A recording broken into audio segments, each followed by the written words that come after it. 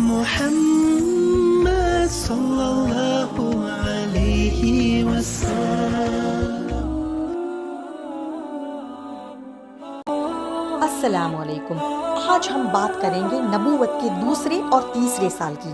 یہ وہ دور ہے جہاں حضور صلی اللہ علیہ وسلم نے اپنے قریبی رشتہ داروں اور ساتھیوں کو خفیہ طور پر دعوت کا آغاز کیا۔ یہ وہ دور تھا جہاں ابھی لوگ چھپ چھپ کر مسلمان ہو رہے تھے۔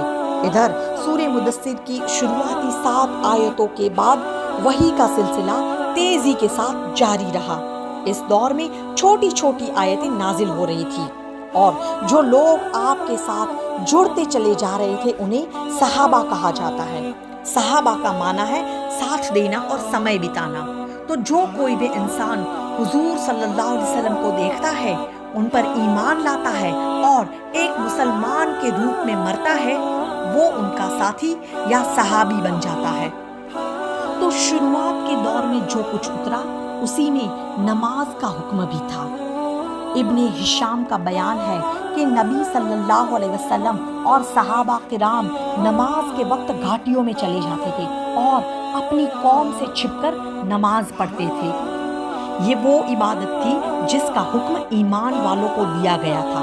اس وقت نماز کے علاوہ اور کسی بات کے حکم کا پتہ نہیں چلتا، البتہ وحی کے ذریعے توحید کے الگ الگ پہلو بیان کیے جاتے تھے، نفس پاک کرنے کا چاو دلایا جاتا تھا، اچھے اخلاق پر ابھارا جاتا تھا، جنت و جہنم کا نقشہ اس طرح کھینچا جاتا تھا گویا وہ آنکھوں کے سامنے اسے دیکھ رہے ہو۔